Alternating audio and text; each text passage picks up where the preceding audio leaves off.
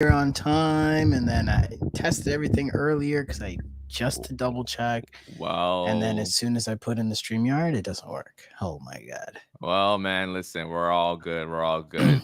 And ladies and gentlemen, we are live. Welcome to Love Bay Afrobeat Music Talk Radio. I am your host, Shon, aka Mr. President, the host of the Safe Room Podcast, a safe space for business owners and entrepreneurs to share their personal and professional stories. And today we have a very, very special guest. This is the second time technically being on the Safe Room, but this is the first time like it's a live interview. So I'm excited to have this gentleman here on the podcast. He specializes in building personal with video and photo content for his clients to skyrocket their online authority. And his focus is in real estate and mortgage professionals specifically, but all entrepreneurs can benefit from his expertise with content. So if you are someone who's looking to get that expertise in content, he is your number one guy. He's your only guy. If you're linking with anybody else, then honestly, you need to lose that contact and get this contact with this brother right here. Ladies and gentlemen, we have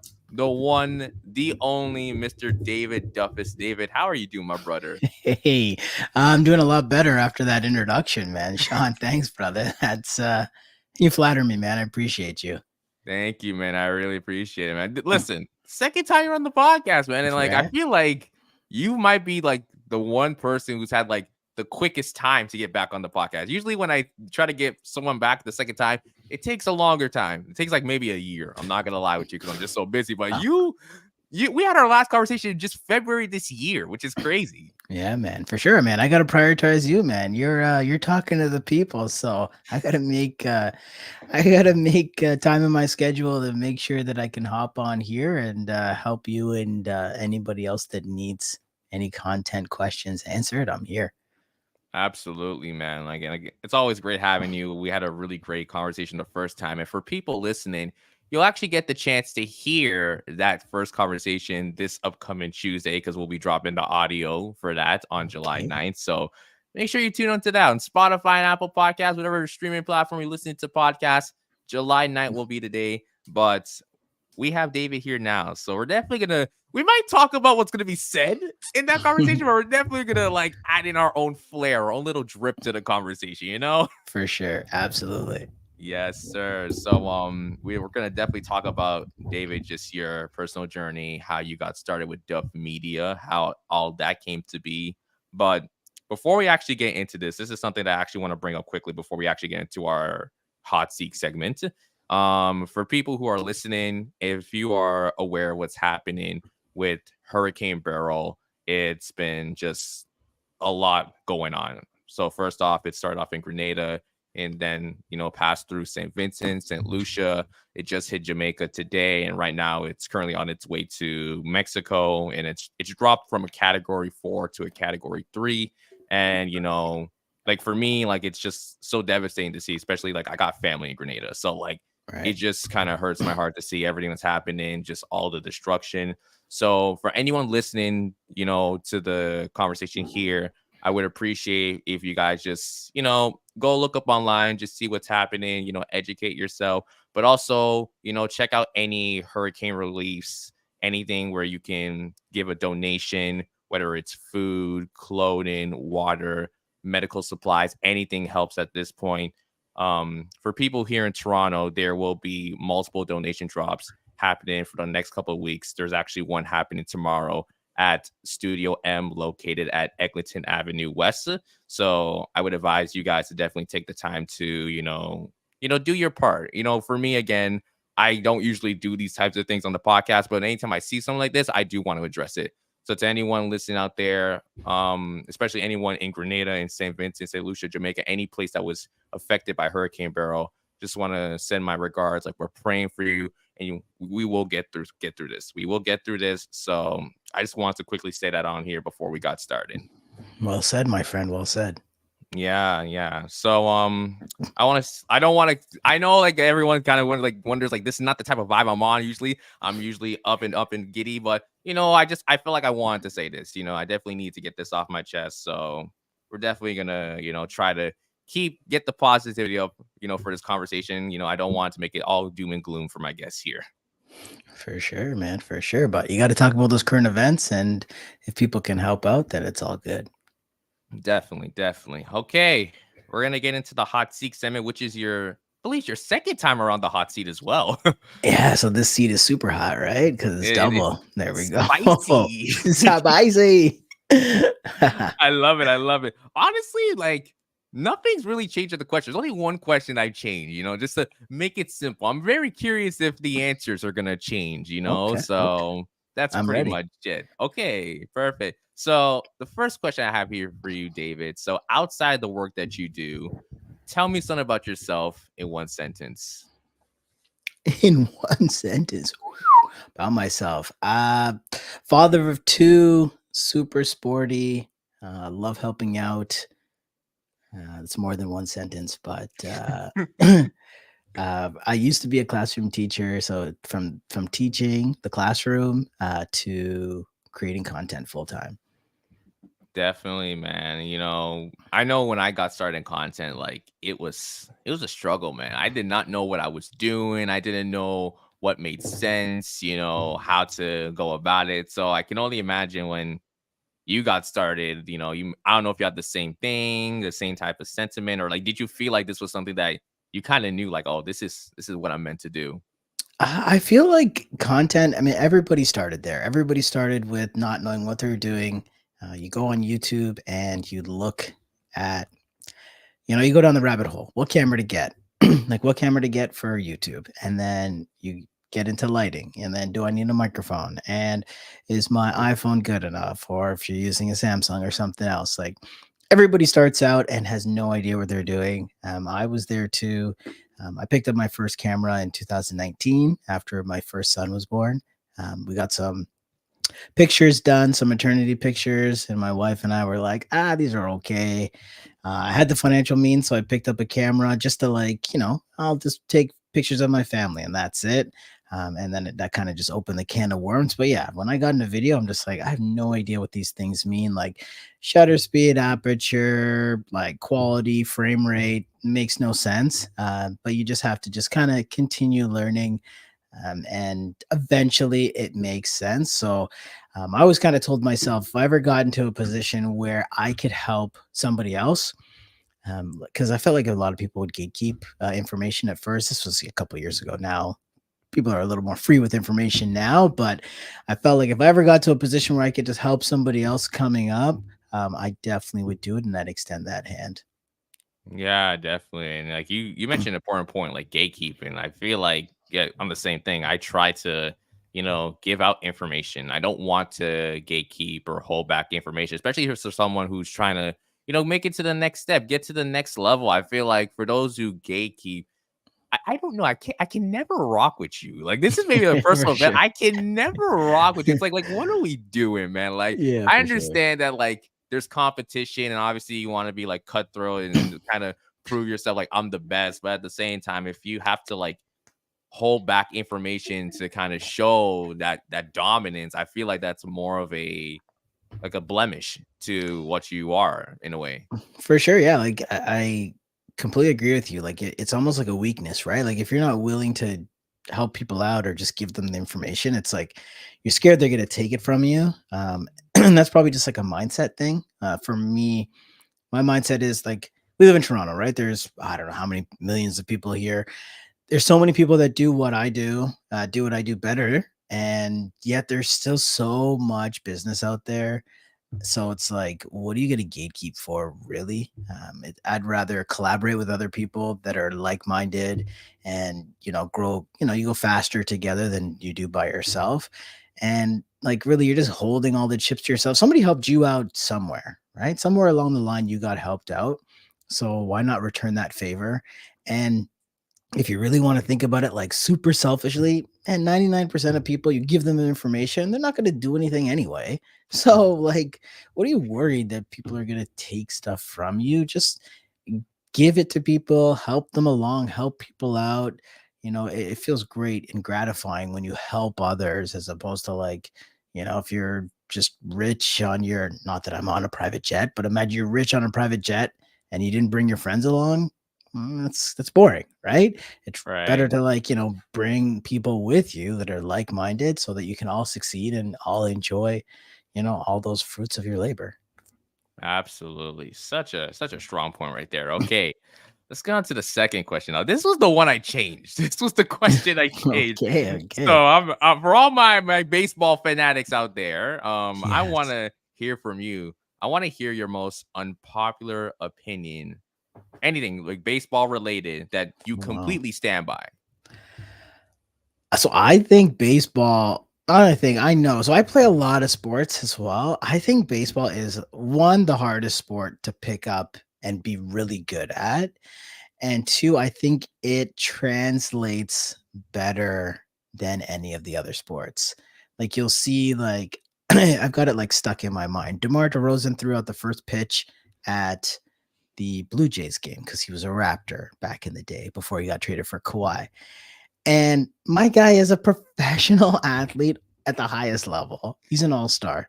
And his first pitch looked like he had never thrown a baseball before. I'm like, dude, what's going on?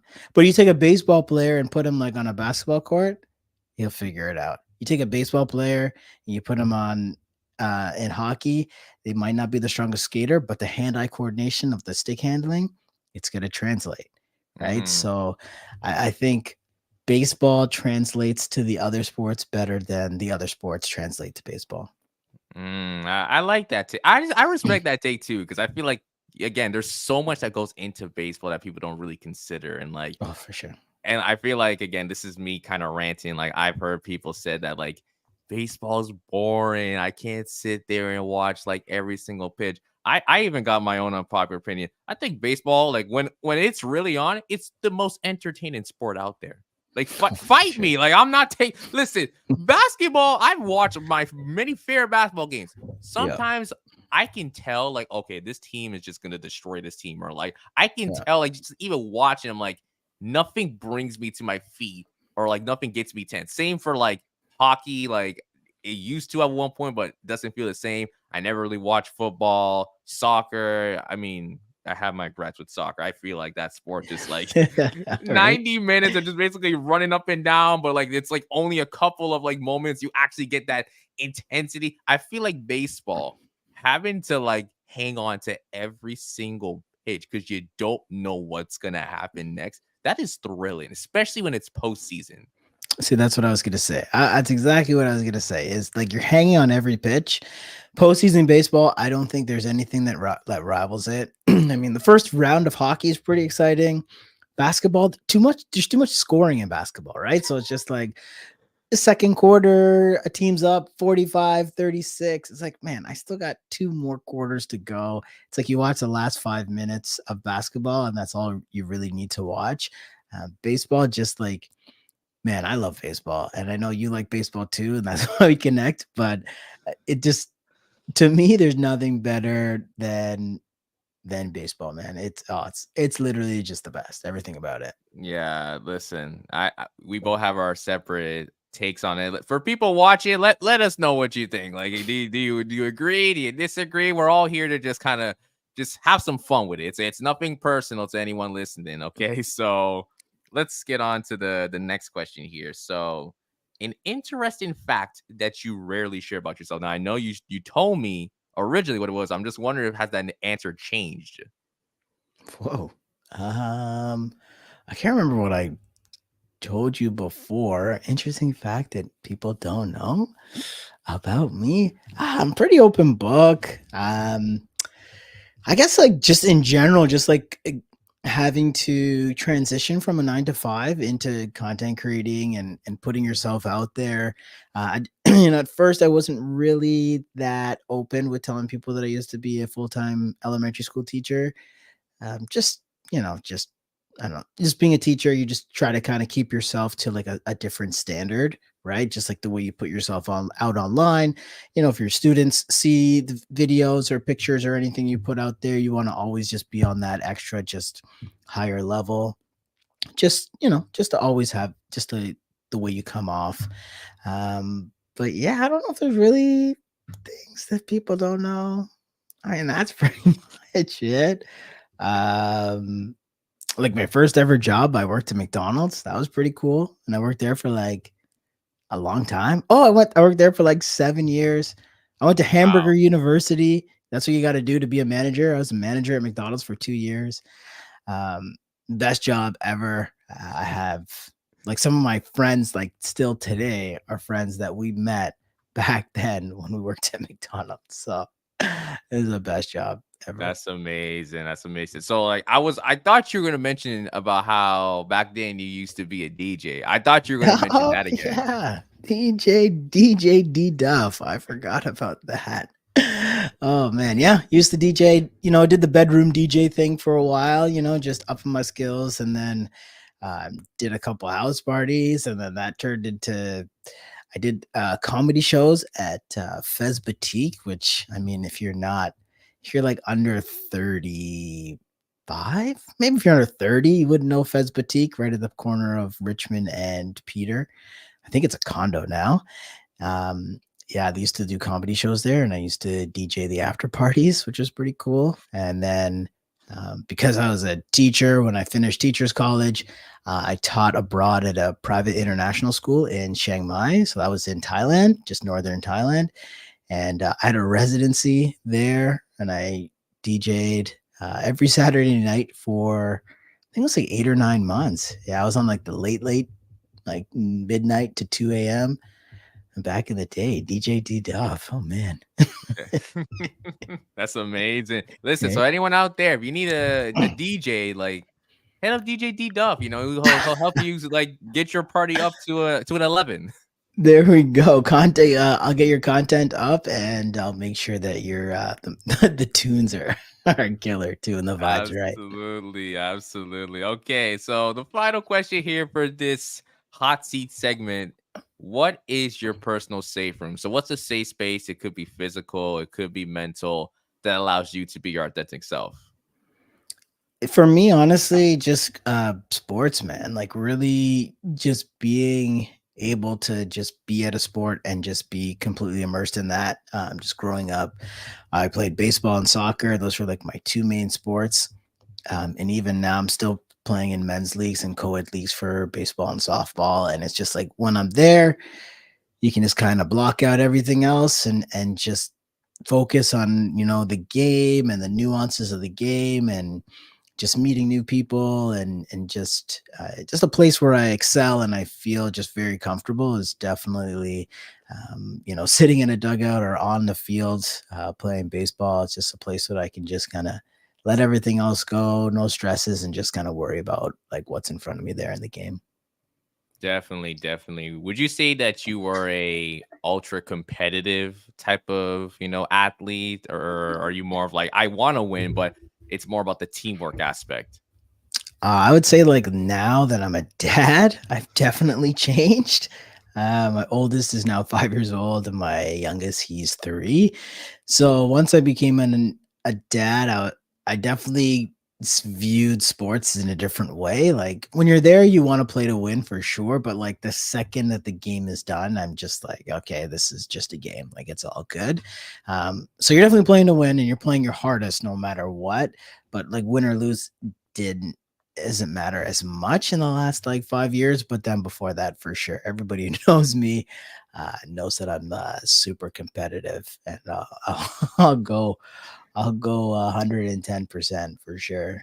Absolutely. It's like, when the kids are not there, it's just like, all right, you're just gonna see all the energy and the relentlessness come out. But then it's like, all right, once the game's over, like, all right, let me put that away. Let me just put that away for now. Yeah, because like right now, it's like you're playing to win. All right, everybody, any sport you play, anything you do, you're playing to win for sure.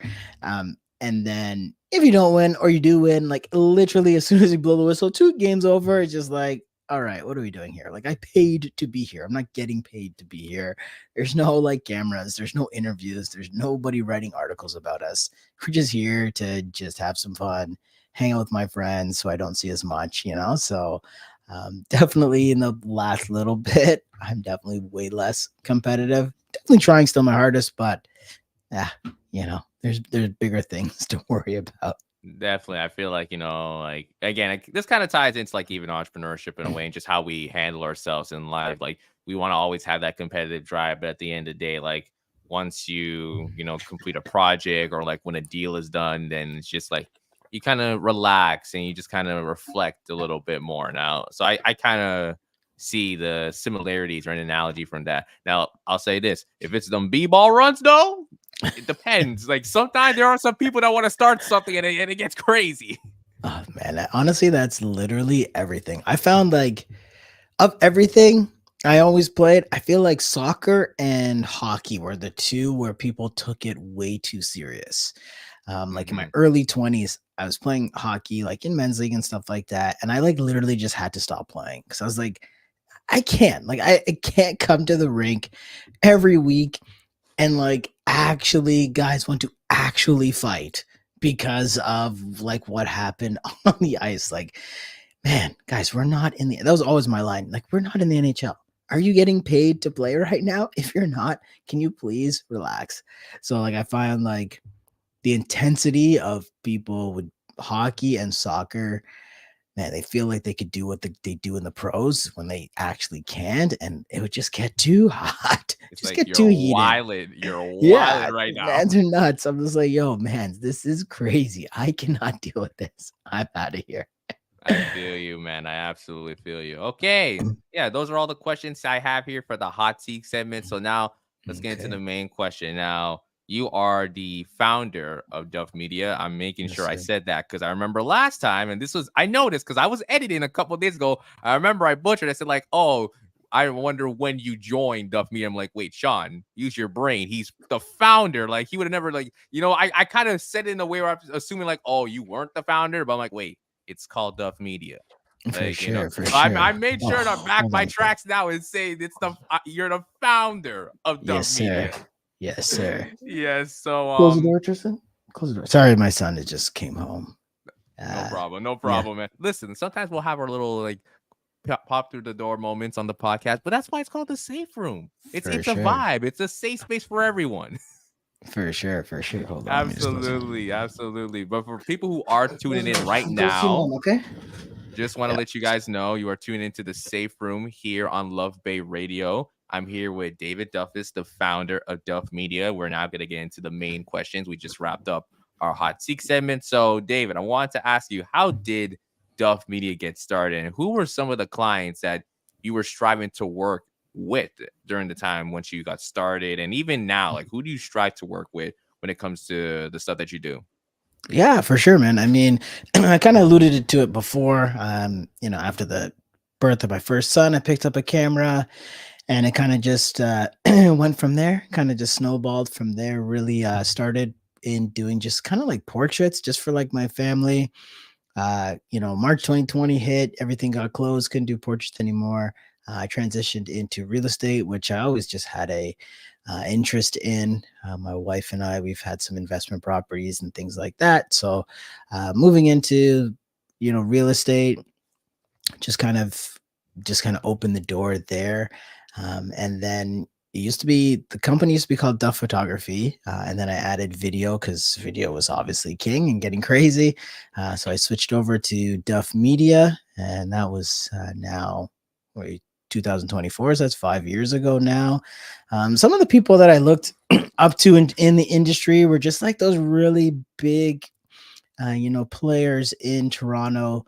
One of them was Jaden Kennedy. I always looked at her as, somebody who's always doing content and being super consistent, just educating her audience. That's somebody that I definitely looked up to in terms of like the content game. So I emulated that style. Like my education based style of content is much like what she does.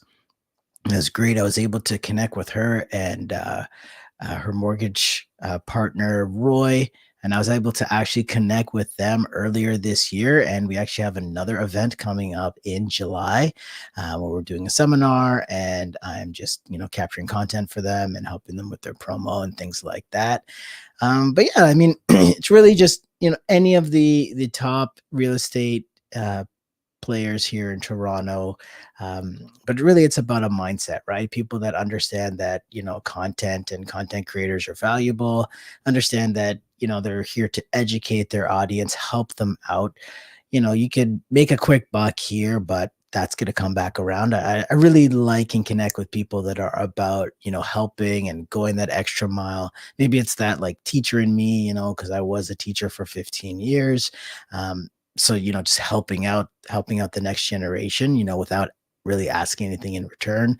So like meeting and getting to connect with people that are like that, that's who I like strive to work with.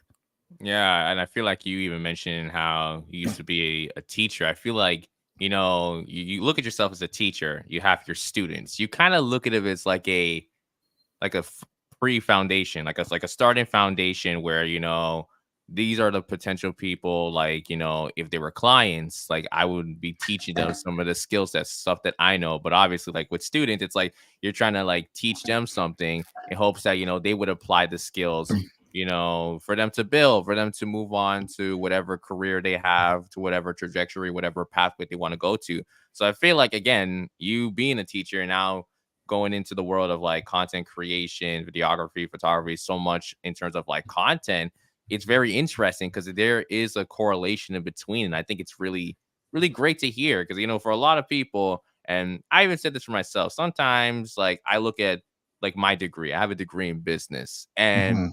there are just people who may not be doing what they want to do, but it's like, oh, it's because of my degree, this is what I'm doing. And then there's other times Yeah, people have a degree and they are not doing what they obtained for the degree. So someone for might sure. have a degree in like communications, but they might be doing social work, or someone has a degree in like in business, but maybe they're working in like somewhere completely out of that, maybe in arts and stuff like that. So I feel like for you, looking at your previous occupation as a teacher and now you working within like media, branding, content creation, although they're a little bit different in terms of the practices and how you interact, there are similarities in that, which I think is really cool. Yeah, for sure, man. And funny enough, my undergrad, I went to Ryerson, or I guess it's called TMU now, but I have a Bachelor of Commerce in marketing. So I guess full circle, like I did that, and then I worked in the business world for a couple years. Didn't like it. Some of my friends were still teachers or were getting into teaching. I was like, oh, let's jump into this. So I jumped into that, did that 15 years, loved it. And now I'm full circle back doing marketing and business again. So that's crazy how that stuff jumps around. Yeah, absolutely. I feel like things like that happen for a reason. You'll always be at one starting point and eventually you'll go on to the next. And sometimes there are points in life that we don't know and we don't expect to happen. But when it happens to us, we just have to adapt and just realize, what, this probably was the plan, but I just didn't see it in that way. So For sure, right? it Absolutely. always happens in a way that's just absolutely, astonishing. But I do want to go on to the next question here. And this is something that we actually talked about in the first conversation we had. And I know you mentioned of a content coaching program. So I know, again, that was in February. So I know Mhm. time has passed by. So maybe you can talk a little bit more about the content coaching program, maybe for how it's been so far, the success of it, some things you've learned ever since launching it, where there's something that you wanted to tweak, or maybe some things that you wanted to add more onto the program, perhaps? For sure. Yeah, yeah. So I mean, it's funny, like I would always get messages in my DMs, people asking me questions about content because really that's like what my content I do is I just give out free information on like how to elevate your content, how to get the crispiest looking image, how to get the best looking sound, really just, how to get the most out of your phone or whatever camera you have. So really, it was an easy transition into coaching, just helping people out. So in February, yeah, I had just launched the coaching program, which is the On Camera Mastery, my accelerator program. At the time, I had two people come through the program. Now we're up to 10 people have come through the program, just like helping people essentially getting their, first or next 1,000 followers, with high quality content. So that's really just everything that I did to get a following, to increase the quality of my content, coming from, teaching, which is not technical at all, to, just showing people exactly what they need to get the best out of, either just their cell phone. You pick up a mic, you pick up like a light, like I have some lighting here. I have this microphone, which you don't have to go this high, but I mean, it's not crazy. It's like 200 bucks or whatever. But you're going to get like perfect sounding and looking audio and video out of whatever it is you need. So really the coaching program is just that, right? We have weekly group calls, and also I have course material that I have for people that, all the questions that come up, or any tutorials I have for just helping you, with your setups, exactly what to buy, like, because I've bought everything, like we were talking before. I spent all this money on all these things. Half of them don't work properly. They're not compatible. So, that's always a roadblock for people. So, I already did all that hard work and bought the stuff and worked it out. And now I just kind of tell people, yeah, buy this, you're good to go. And then they can get the best quality. So, and then we also have a community in that course as well, where we can, talk and, get questions answered in between those times of the weekly coaching calls. And it's been really good. It's super gratifying, right? Like seeing people that have come through the course and the community, and then I see on their Instagram, they're posting stuff and they're getting tons of reach, and they're getting lots of views and likes and reshares, and they're really building the audience and able to just let people know about the great things that they're working on. That's really great to hear. And I love how the system is kind of structured for this program too. Having the weekly calls, it's kind of like accountability. And I feel like for a lot of, creators, influencers, entrepreneurs, even business in general, there's always going to be a level of accountability. And sometimes it may be hard for us to kind of hold ourselves accountable because we're only human. There's like so much going on to the point where it's like, I can't manage everything, and Mhm. I need For to take sure. a break, but at the same time I can't, drop the ball. I can't get lazy, I can't get complacent. So I feel like having weekly calls for those participants in the program, it offers a level of, just staying on track, but also I'm actually heading towards my goals, which I really like. And I really think it's super important for any influencer, any creator, anyone out there who has a goal, who has a dream that they want to accomplish. I actually want to ask a little follow-up question. So you mentioned like the most common thing that people would ask is like, oh, what type of equipment do I get? And like how much is it going to be in terms of like the budget and the pricing for everything like that. For But sure.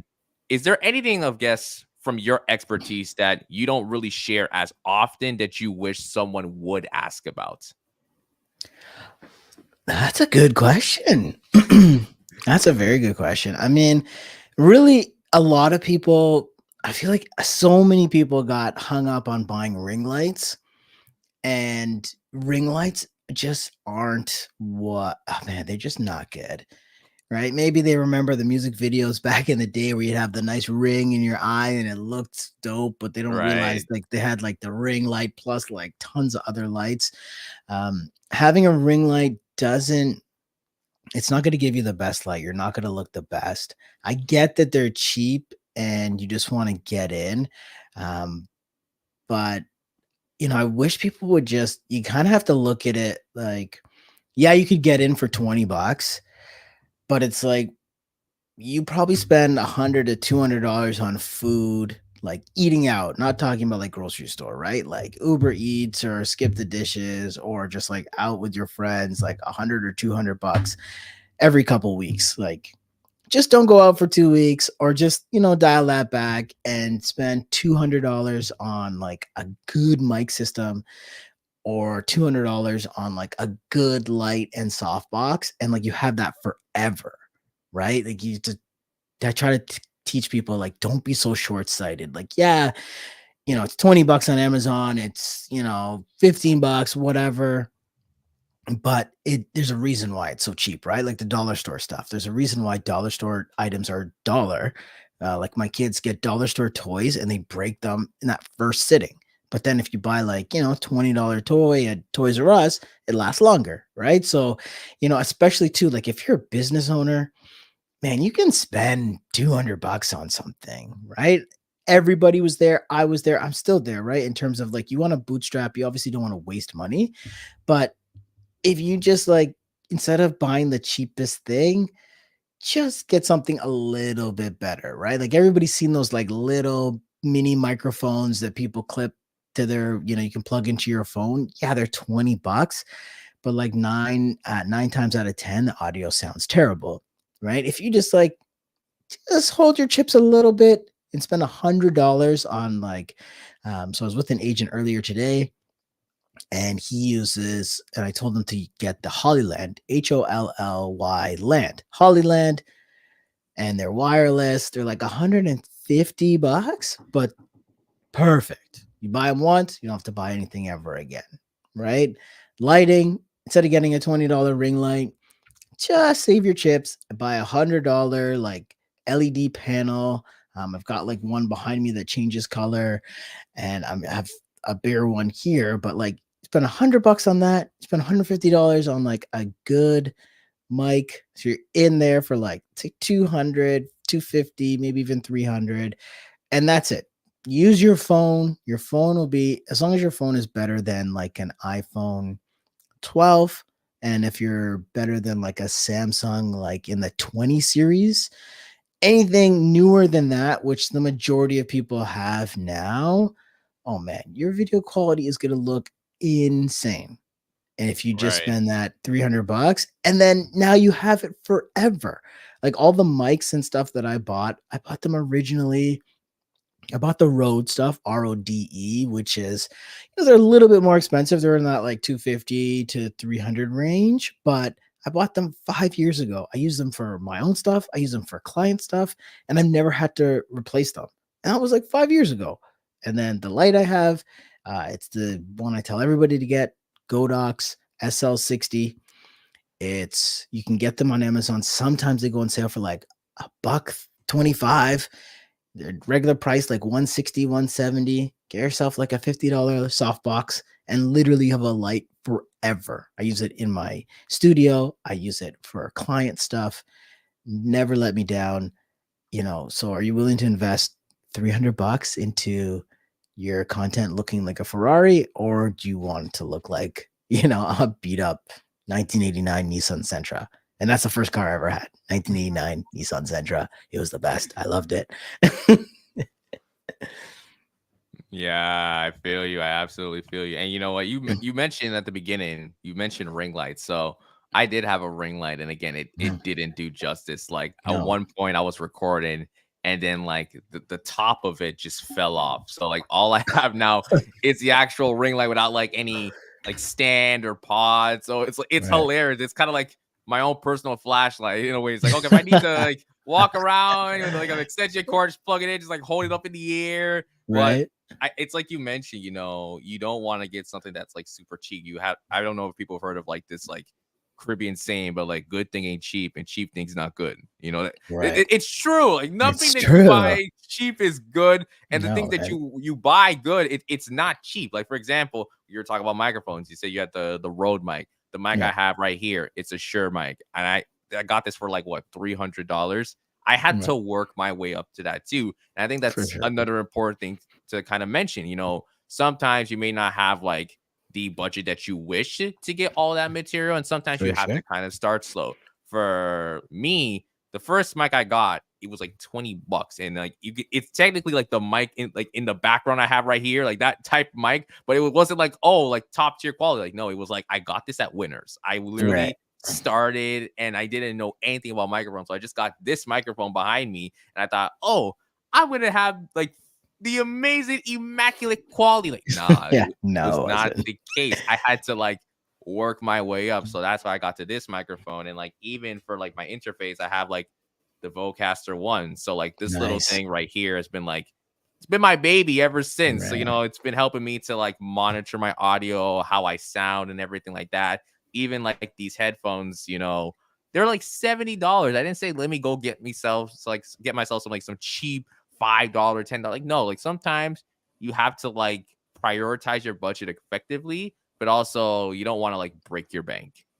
For sure, man. And like you're talking about, like the Vocaster, what, like it's a buck 50. You're sure. What do you have? The This is MV7, the MV7, yeah. MV7, right? So that's like what, two? It's the same as like what I've got, like the Rode Pod mic, like 230, 250, and then you get You get like the Audio Technica, like M40 headphones, which are like 60 or $70. The thing is, like that stuff, dude, you're gonna sound so clear. It's gonna be super crispy.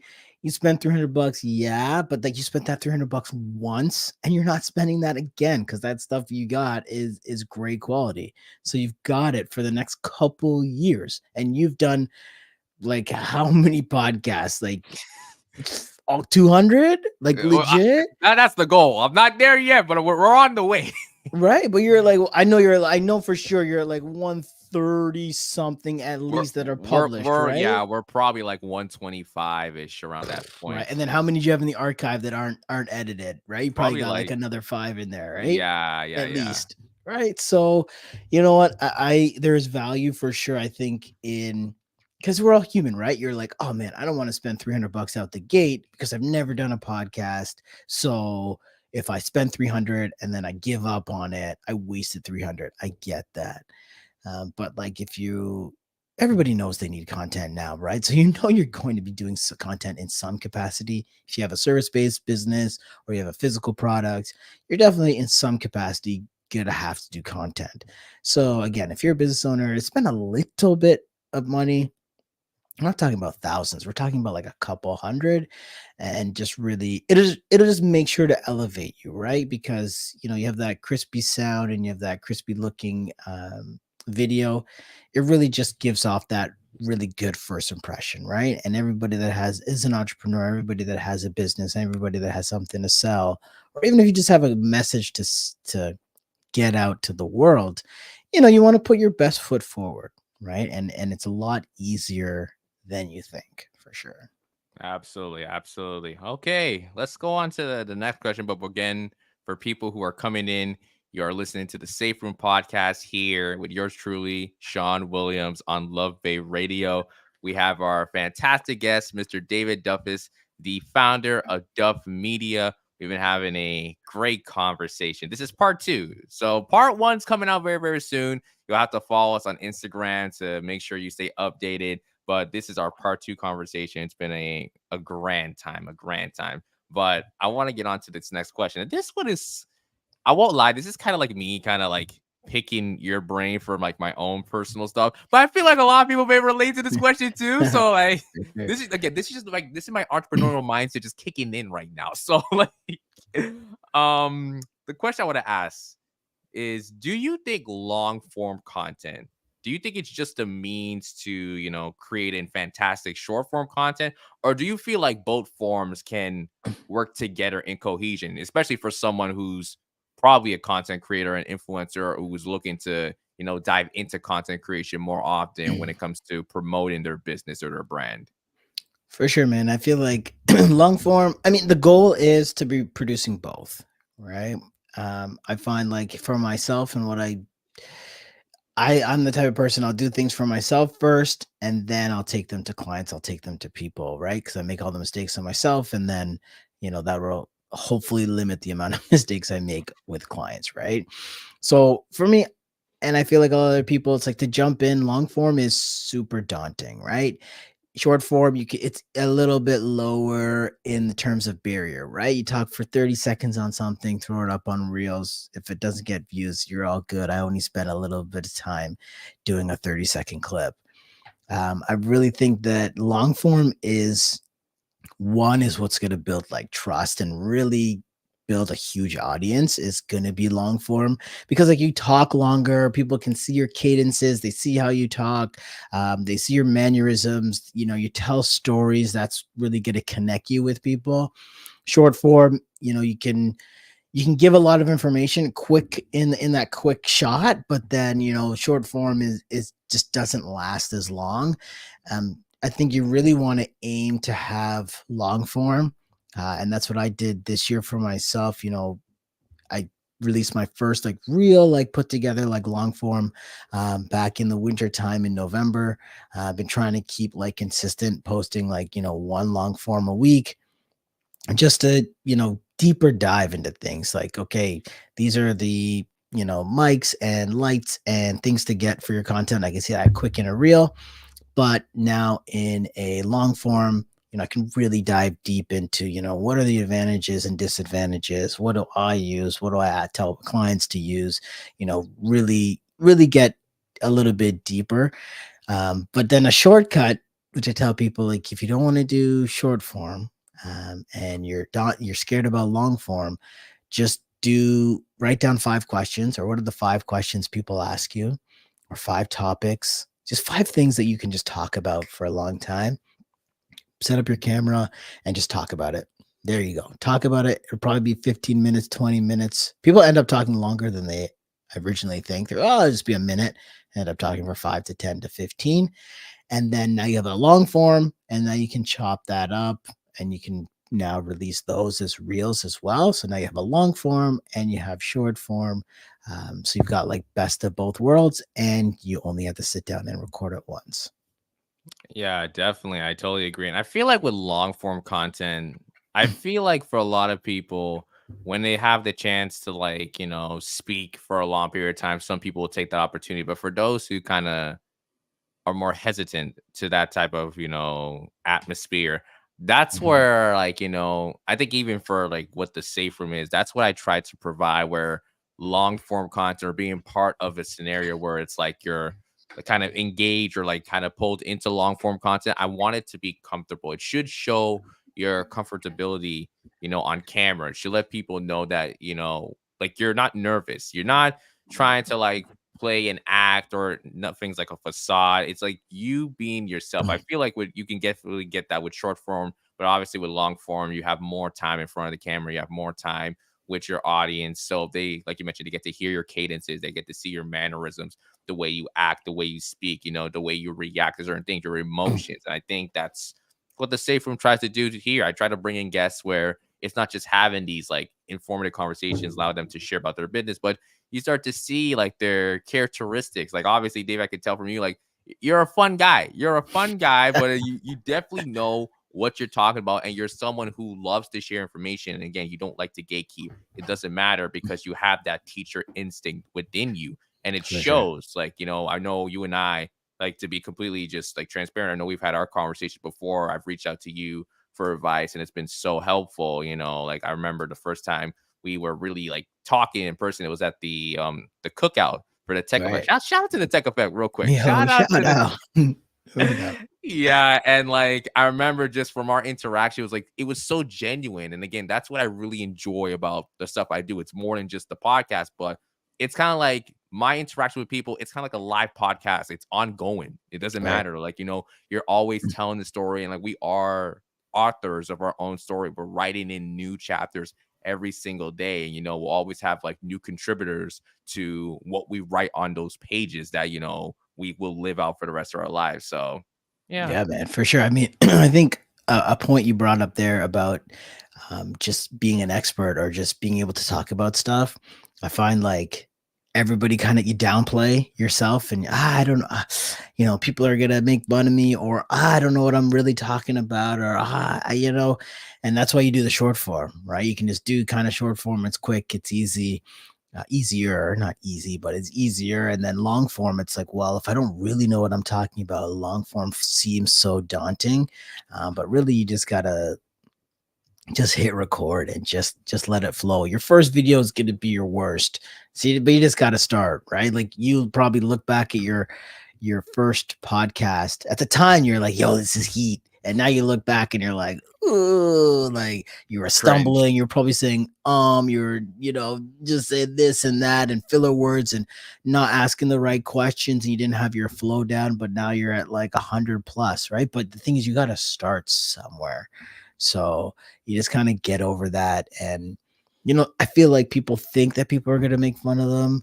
I find like the only people that hate on other people, they're people that don't do anything. So it's like, okay, you did a video where you explain like for yourself, you did that seminar, which was awesome. You sold it out right away.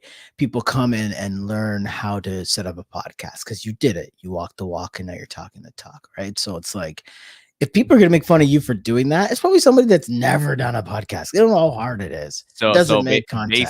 basically, in David saying it nicely, but I'll just tell you what it's a troll. You're a For sure. troll if you're 100%, man.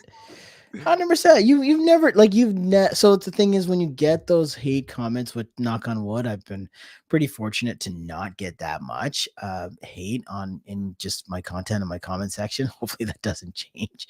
But when I do see it, I'll take a second and I'll jump into their profile and I'll be like, wow, you have no pictures, you have like 0 followers or 5 or whatever. Like you're just hating, right? But the people that are initiated, the people that have actually done a little bit, they're always going to be like, yo, this is so good, right? Your friends are always going to be like, whoa, that content is legit, right? Because you're putting yourself out there, you're trying something that they haven't done. Like you're punching that fear in the face and you're trying something new. So you really just got to focus on the positive for sure.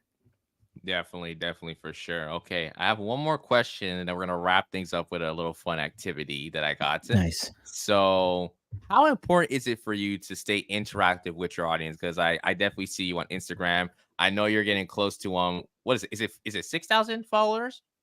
I hit 6,000 a couple days ago. Yeah. Okay, So congratulations on that. thank you. Thank you. Yeah. So yeah, how do you try to, stay interact with your audience, especially knowing that you're getting new followers every single day, you want to make sure that people get to know you immediately. Now, I know for some people they'll try like repurposing content, which I think is a good idea, but maybe I guess for Mhm. you, is it outside of repurposing content that you try other ways to, interact with new potential customers, new followers, but also even your existing followers?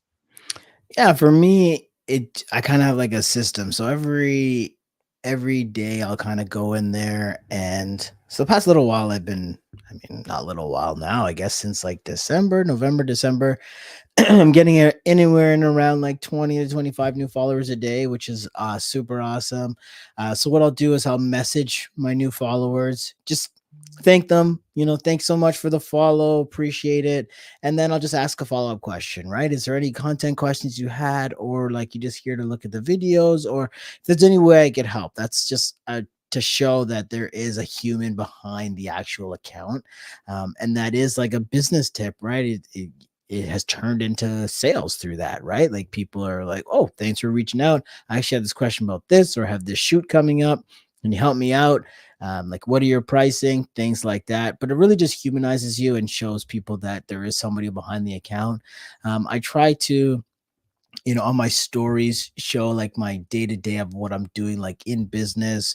Try to ask polls, and I don't really do trivia questions, but like I'll ask polls. Like right now, I have a my newest video for YouTube. I created a thumbnail for it. It's just like a simple, like 3-minute video showing you a lighting setup that you can do with your iPhone. So I recorded with my iPhone, the lighting setup. It looks literally as good as like my professional camera. But I had two different thumbnails. So I decided, hey, let's ask my audience what you think, and they'll decide. And again, like you start everywhere, you start somewhere, like I'm getting, maybe 15 or 20 people will give me some input. It's amazing. To me, that's awesome. Before it was, maybe one or two people, but you got to start somewhere. I know people like, I know Jaden, she says like in her she puts up stories, she's getting like 1,000 or 2,000 like interactions per story. Like Yeah, that's shout out to insane. Jaden, Yo, man. she's killing it. I'm like, yo, that's bananas. The numbers are crazy. But I heard a long time ago, and I think about it. Imagine the numbers of views you get, or the number of, interactions you get online were in real life. So imagine I had 20 people give me their opinion about my thumbnails, and that's 20 people in my, like, a line of 20 people. That's a lot of people, right? You get, 100, 200, 300 views. You're like, oh man, that's so low, because you see other people getting millions, hundreds of thousands.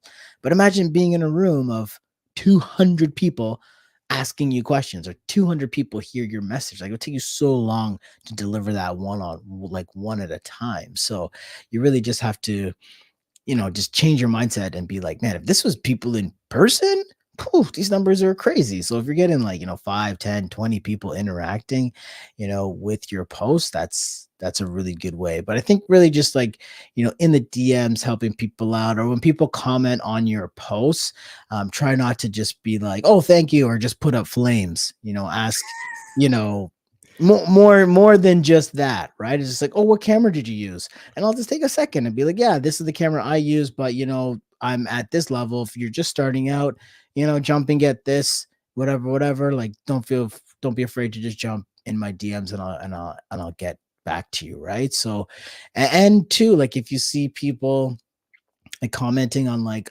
other people, they comment on other accounts of people in your niche, like give your 2 cents, but like just be genuine about it, right? You just help people out. That's just a great way to build community, right? It's just like helping people out, because my thing is, man, somebody helped me out during the way, right?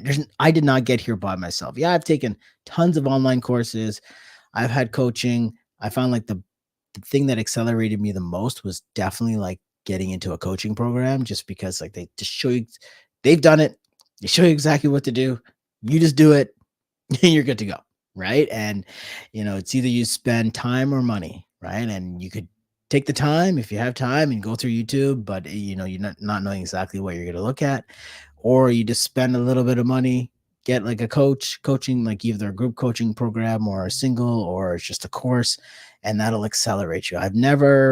No course I've ever not got something out of, right? You get something out of it. So, really just building that community is just helping others, because no matter where you are, somebody somewhere helped you. So why not do that for somebody else? Absolutely, bro. I ain't got nothing else to say. You said everything that needed to be said. I Yeah. absolutely love it, man. And like, yeah, the thing with analytics and insights as well. I know a lot of people care about, the likes and the comments, but I would probably advise you see if people are like sharing Mhm. your videos, your posts, or, sending it to more people, or like, I think those numbers matter a lot as well, because you could have people run up the likes on a post, but I mean, sometimes it becomes so repetitive because you're scrolling through your feed. It becomes just like second nature just to double tap. And Right. sometimes you're realizing, wait, am I actually liking this because I'm liking it, or am I just liking it because it's like it's a chore now? It's like a duty that I need to follow. So For sure. I would follow, seeing like who's commenting, who's sharing. I always check to see. And like again, if there's one person who shares every time I interact with my guests and they share it on their story, that makes me happy, because like, okay, now that That's they're right. sharing it on their story, it's getting new eyes. So sometimes, I'll see someone, oh, like this post now, or like, oh, someone follows me because someone shared it on their story. So those are things that I really care about. But you, again, you said everything that you needed to said right there. For sure, man. And if I'm talking Yeah. too much, just tell me to stop talking. Listen, this is the safe room. It's for Word. anyone to speak. Listen, I think it was a couple. I think it might have been last week. The last guest I had asked the exact same thing, or maybe it was a couple weeks back. I don't know, but I've heard it multiple times. But it's your time, man. It's your time. Appreciate that, dude. Of Appreciate you having course. me on. Yeah, man. Okay. So I do have this one final activity, then we're gonna wrap things up. So the last activity I actually did last time from our first conversation, it was baseball related. You had to guess all the 30 MLB teams by division, which I know was like Oh super man, that was difficult. so tough. Oh man. So I thought, okay, what can I do this time around to make it even more spicier? For this, I want you to guess the MLB team by the list of photos I'm going to show you. Okay, so I'm going to show you three photos, right? All right. And you have to try your best to guess the MLB teams. Now, there's multiple teams we're going to go through, right? Okay. But you have three strikes. You have three strikes for each guess. Okay. Let's do it. All right. I'm gonna try my best to show my phone here without the background cutting off the image, because I don't have a green screen yet. I'm working on it, but hopefully everything will be fine. But the first picture I have here is a picture of Beyonce. Beyonce Yes, a picture of Beyonce. as a major league team? Yeah, so like these photos have some correlation. You have to guess which MLB team I'm talking about here. If you're not sure, I can go to the next photo. Oh man. I can't see her shirt. Does it matter what shirt she's wearing or just I Beyonce would in say general? don't worry about the shirt, just Beyonce. Beyonce in general. So maybe, man, Beyonce's got. I got no idea, man. With that one, maybe. Where is she from? Oh, I feel like she's from down south. Down south team. Do you want me to go to the next photo? Maybe go to the next photo. That might like help jog Okay, and okay. jig my mind. This one should probably give it away. This next photo is a photo of Staples Center. It's a photo of Staples Center. Staples Center. So the Dodgers?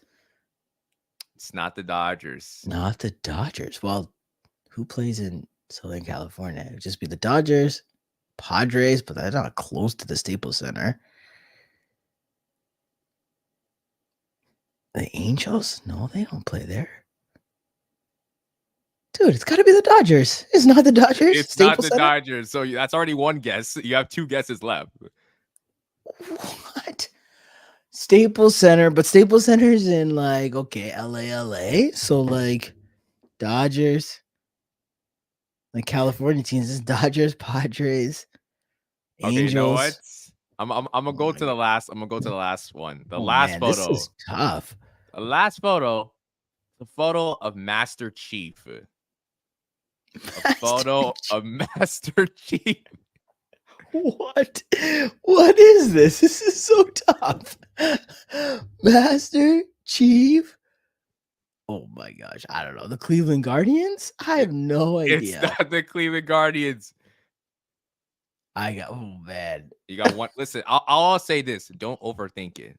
Like truly, okay? So we had a photo of Beyonce, we had a photo of the Staples Center, and a photo of Master Chief. So do all three of those equal to one team, or those are all different? all three photos equal to like one team. Oh, all three equal to one team. Yes. Okay. So Beyonce, Staples Center, and Master Chief. Beyonce. Again, don't overthink it. You kind of had it.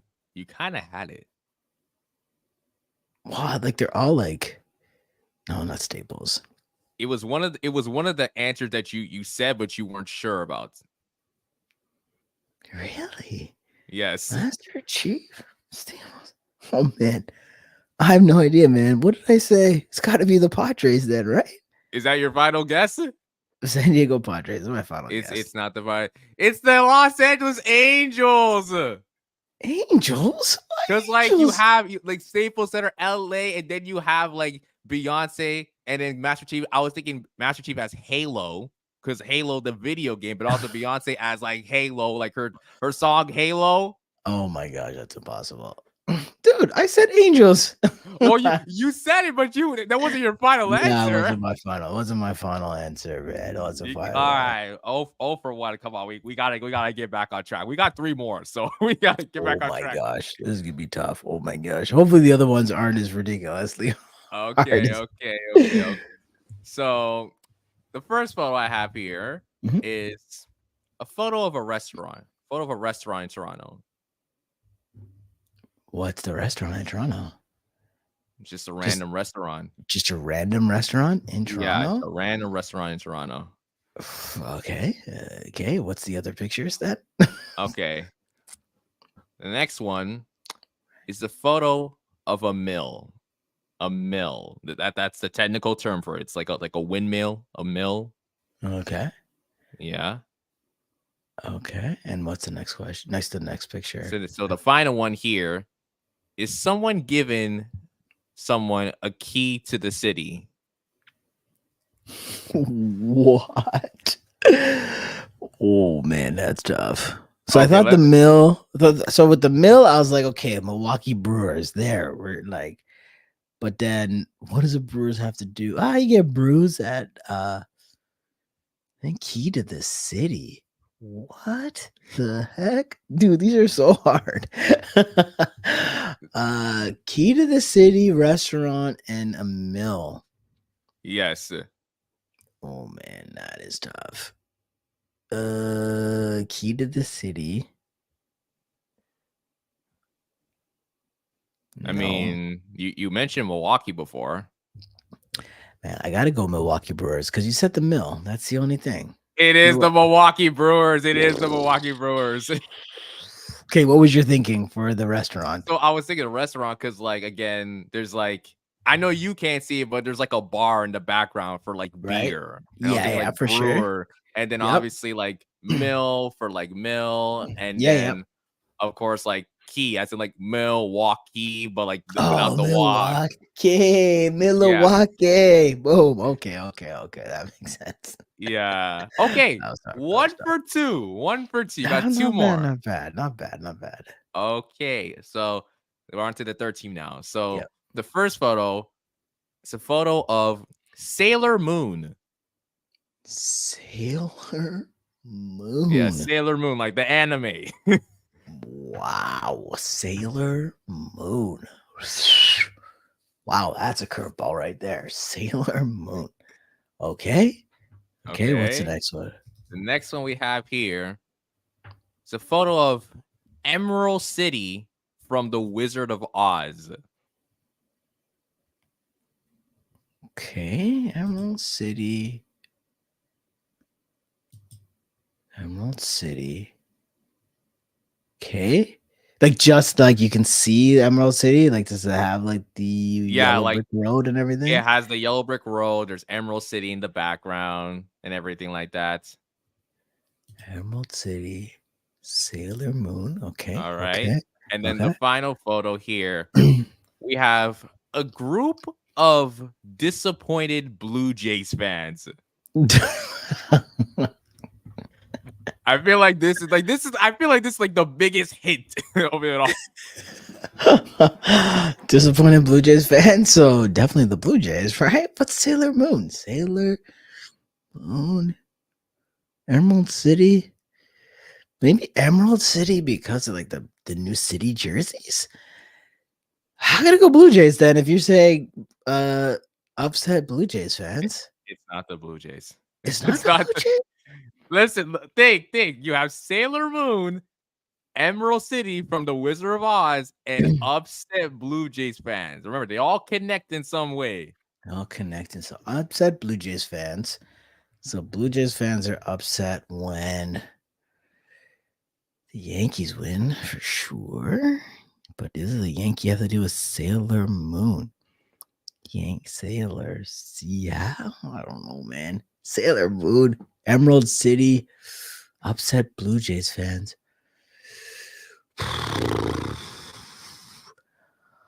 I feel like Emerald City has something to do here. Oh man, I can't think of anything. You gotta say something, man. I get two strikes, right? I get You two got more strikes. two more. Um, yeah. Oh, Sailor Moon. No idea. So yeah, I gotta go. Yeah, New York Yankees, It is not the New York Yankees. and then Emerald City. Upset Blue Jays fans. It can't be. I'm gonna go Atlanta Braves. Atlanta, it's not the Atlanta Braves. It's the Seattle Mariners. So Oh you my god, I have was gonna say Seattle too. it was I Sailor said it. Moon as in like Yes. Mariner, who's a Yeah. sailor, and then obviously Emerald City, like that is like where Seattle's called. It's called the Emerald City. And Yep. then the Yep. upset Blue Jays fans, obviously from the 2022 postseason, that we all remember game two. Jays were up 8-1. They Oh, then blew they it. got destroyed. Yes. I Mm. said Seattle too. You can check the tape. I should have just gone with my instinct. Okay, Ah, you're 1 for 3, but you could probably this is the last one. You could probably end off strong on this one. all right. All right. Okay, this one I try to make a little bit easier. Okay, Okay. so the first photo we have here is just a baseball bat. Okay. Okay, Baseball bat. Okay. baseball bat.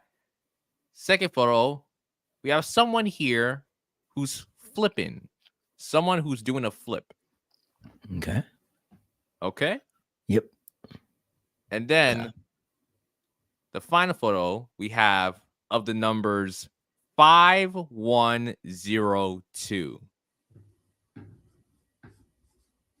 5102.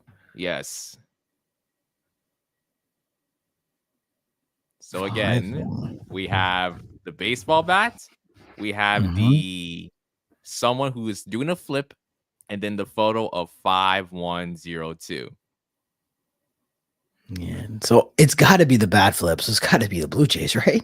It is the Toronto Blue Jays. For sure. What's 5102? I was trying to like mess you up with like, oh, in 5102, but backward it's like 2015 because that's obviously from the Ah, year it the bat happened. flip, the biggest home run in Blue Jay. Well, not Joe Carter, but the biggest home run in recent history for the Blue Jays. I remember that game specifically, exactly where I was. So a friend of mine had tickets, got us all tickets to the postseason. So we watched all the games in the dome. I'll call it the dome forever. It's not the Rogers Center. It's the Sky Dome. And me and my buddy Miguel, we'd gone to the first two games. They had lost, and we're like, we got to break the mojo. So we sold our tickets for that game, and we watched them at my Wow. house. That's okay because I watched them with like 10 or 15 of my good friends and my girlfriend at the time, who's now my wife. And when Joey Bats hit that home run, I remember jumping clean over my couch into my friend's arms. Clean over the couch. I jumped all right into his arms after he hit that home run. I'll never forget where I was in that moment. Oh, Yeah. Jose Batista, you're a legend forever in this city. Yeah, that was such a legend. I remember like I was still young. I was still in high school. So like I was coming home, like me and my dad were watching it. I remember when that home run went off. I screamed. I promise you, I think I screamed the loudest I ever did in my entire life. I lost my voice. I was losing it. Oh man. So I mean, those are those moments where like you're in the city and like when Kawhi hit that shot to beat the Sixers, you kind of like remember like where you were for big stuff like that. So Yeah. hoping that we can emulate that with somebody. I mean, the Blue Jays are having a terrible season. The Leafs are the Leafs. The Raptors, I don't know if they'll ever get there again because the NBA is a very star-driven league. So you got to draft, um, Yeah. and MLS is not. Nobody cares, Yeah, and just it's it's not a the same. lot. But Yeah, it's what not the what a same. time, what a time to be alive at that point, Oh man. man, the best, the best. Yes. Anyway, that's all the questions we have here for today. So, David, thank you for coming on the Safe Room podcast again for your second time, man. It was so much fun having you again. For sure, man. I appreciate you having me on, and if anybody wants to contact me, it's at duffmedia.ca on Instagram. Send me a DM. Let me know you came from the Safe Room podcast, and I'm happy to help out in any way I can. Definitely, definitely. To anyone listening here, thank you for tuning into the Safe Room here on Love Bay Radio. You can find us on Instagram at the Safe Room Official. We'll be getting onto YouTube very, very soon. So we're very excited to start that new journey. But you can tune in to us next week, Thursday, listening to your favorite podcast here on Love Bay Radio. But until then, we'll see you guys next time. All right. See you later.